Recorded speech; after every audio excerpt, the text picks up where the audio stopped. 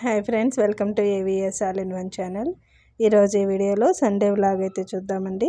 Early మార్నింగే మేమైతే మసాలా దోశ వేసుకున్నాము.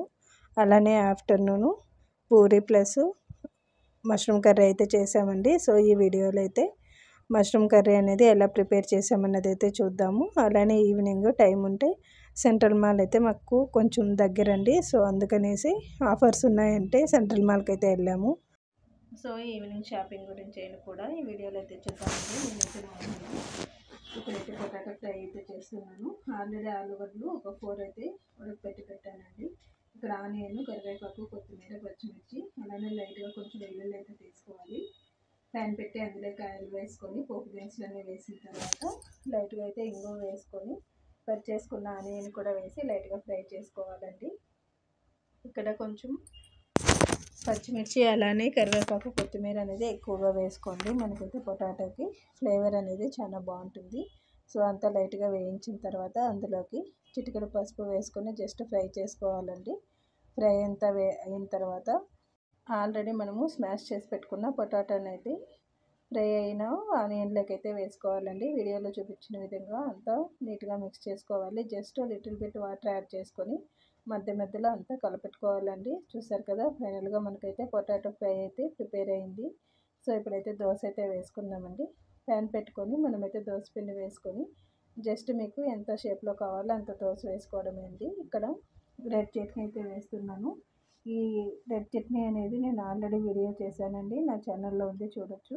సో ఇప్పుడు పొటాటో ఫ్రైని మనమైతే జస్ట్ దోశ పైన స్ప్రెడ్ చేసుకొని తినడమే. ఇదైతే కోకోనట్ చట్నీతో సర్వ్ చేసుకున్నాం అనుకోండి, చాలా టేస్టీగా అలానే హెల్తీగా మసాలా దోశ మన ఇంట్లోనే ప్రిపేర్ అవుతుందండి. ఇప్పుడు ఇక్కడైతే నేను దోశ పిండి అనేది సాటర్డేదే అండి. సో ఎక్స్ట్రాగా నేను పొటాటో ఫ్రై మాత్రమే చేసుకున్నాను. అలానే ఫ్రెష్గా చట్నీ అయితే చేసుకున్నామండి. సో మసాలా దోశ అనేది రెడీ అయిందండి. ఆఫ్టర్నూన్ లంచ్గా మేమైతే ఇక్కడ మష్రూమ్ కర్రీ అయితే ప్రిపేర్ చేస్తున్నాను. 1 ఆనియన్ ఫుల్గా తీసుకోవాలి. అలానే కొత్తిమీర, కరివేపాకు, వెల్లుల్లి కూడా తీసుకోవాలండి. కొంచెం అల్లం అనేది తీసుకోవాలి. ఇక్కడ జింజర్ అనేది కొద్దిగా తీసుకోండి, ఎక్కువ వేయకూడదు, ఘాట్ అనిపిస్తుంది మనకు మష్రూమ్ ఫ్రైలోకి. సో ఇప్పుడు అంతా వేయించుకున్న తర్వాత ఆల్రెడీ మష్రూమ్ అయితే తెచ్చుకుంటాం కదా, అదంతా నీట్గా వాష్ చేసుకొని పెట్టుకోవాలండి. ఇక్కడ మష్రూమ్ అనేది చాలా డల్గా అలానే బ్లాక్ అనిపించిందంటే జస్ట్ కొంచెం సాల్ట్, మైదా వేసుకొని వాష్ చేసుకోవచ్చు.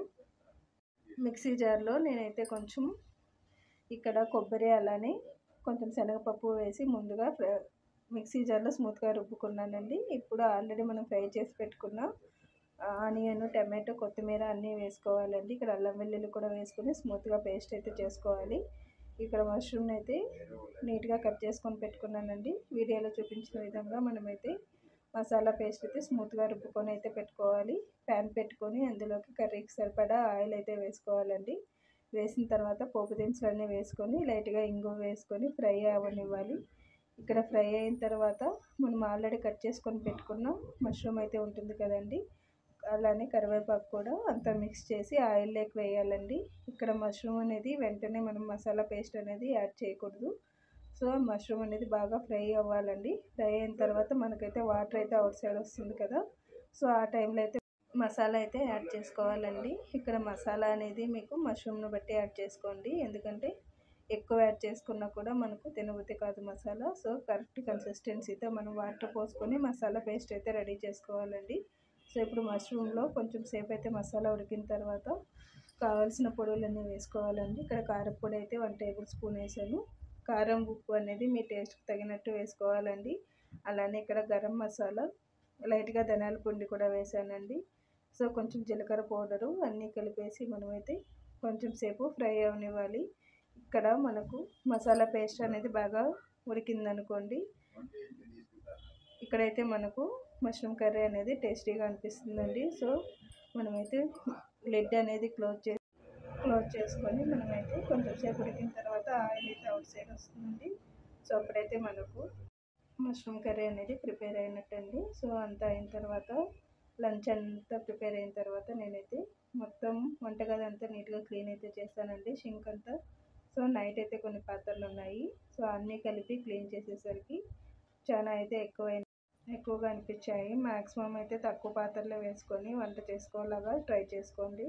సో ఇప్పుడైతే నేను ఆఫ్టర్నూన్లో లంచ్ లాగా నేనైతే పూరీలు అయితే ప్రిపేర్ చేస్తున్నానండి. సో చూసారు కదా, చల్లారిన తర్వాత మష్రూమ్ కర్రీ అనేది అయితే ఇలా ఉంది. సో ఇప్పుడు లైట్గా కొంచెం మైదా పిండి తీసుకొని అందులోకి లైట్గా గోధుమ పిండి కొంచెం సాల్ట్ వేసుకొని పూరీల షేప్ అయితే చేసుకున్నానండి. సో ఇక్కడ పూరీలు అయితే ప్రిపేర్ చేస్తున్నాను. మనకైతే కొంచెం ఆయిల్ అనేది బాయిల్ అయిన తర్వాత మనమైతే పూరీ వేసుకున్నాం అనుకోండి, ఆయిల్లో డీప్ ఫ్రై చేసుకుంటే పూరీ అయితే ప్రిపేర్ అయ్యిందండి. సో ఇప్పుడైతే మష్రూమ్ కర్రీతో మేమైతే సర్వ్ చేసుకుంటున్నామండి. ఇక్కడ వేడివేడి అన్నం కూడా పెట్టుకున్నానండి. సో ఇప్పుడు చూసారు కదా, ఫైనల్గా మష్రూమ్ కర్రీ అనేది సర్వ్ చేసుకుంటున్నాము. అలానే వైట్ రైస్లోకి మిరియాల రసం కూడా ఉందండి. సో మిరియాల రసం కూడా ఎక్కువ సార్లు నా వీడియోలో అయితే పోస్ట్ చేశాను, చూడండి వాళ్ళు ఉంటే చూడండి. సో వైట్ రైస్ కూడా ప్రిపేర్ అయింది. ఇదైతే మనము ఆనియన్తో సర్వ్ చేసుకున్నాం అనుకోండి, ఫైనల్గా మనకు మష్రూమ్ కర్రీ విత్ పూరి అనేది ప్రిపేర్ అవుతుందండి. సో ఆఫ్టర్నూన్ లంచ్ అనేది ఇలా అయితే కంప్లీట్ అయింది మాకు. ఈవినింగ్ అయితే షాపింగ్కి అయితే వెళ్ళామండి. సో ఫుడ్ అయిన తర్వాత టీ తాగేసి ఈవినింగ్ అయితే మేము స్లిప్పర్ షాపింగ్కి అయితే వెళ్ళాము. యాక్చువల్గా అయితే డైలీ యూస్కని అయితే వెళ్ళామండి. మాకైతే ఏ స్లిప్పర్ కూడా షూట్ అవ్వలేదు. యాక్చువల్గా ఎక్కువ కాస్ట్ అయితే చెప్తున్నారు కానీ ఏది కూడా కంఫర్ట్ అయితే అనిపించట్లేదండి. సో ఆన్లైన్లో చూద్దామంటే మాకు నెక్స్ట్ డేకే కావాలి, అందుకనేసి షాపింగ్కి అయితే వెళ్ళాము. సో షాపింగ్ అంతా అయిన తర్వాత పానీపూరి అయితే తిన్నామండి. ఏ ఫుడ్ అయినా వద్దంటారు కానీ పిల్లలు పానీపూరి అయితే అస్సలు వద్దంటండి. సో చూసారు కదా, ఇక్కడ చాలామంది జనాలు కూడా సండే అయితే ఇంకా కొంచెం ఎక్కువగానే ఉంటారండి. సో ఇప్పుడు ఫైనల్గా మేమైతే పానీపూరి అయితే తింటున్నాము. ఎక్కువ పుల్లగా ఉండింది, అలానే అంత టేస్ట్ అయితే అనిపించలేదండి. సో మన ఇంటి ఫుడ్ అంత అయితే ఉండదు కదా.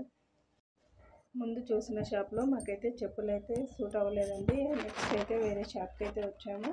సో ఇక్కడ కూడా అంతే, చూడడానికి అన్నీ బాగున్నాయి కానీ ఏది కూడా కంఫర్టబుల్ అనిపించలేదండి. 1 or 2 ఐటమ్స్ అయితే నచ్చినాయి. సో అందుకనేసి ఎక్కువ టైం ఇక్కడే వేస్ట్ అయితే చేశాను. సో ఫైనల్గా ఒక పేర్ అయితే తీసుకున్నామండి, అది కూడా లాస్ట్కి ఓకే అవ్వలేదు. సో చూసారు కదా, ఇదైతే 1000 అయితే చెప్పారండి. అన్ని కంపెనీ ఐటమ్సే కానీ చూడడానికి బాగుంటాయి కానీ వేసుకున్నాక ఏది కూడా కంఫర్ట్ అయితే అనిపడలేదండి.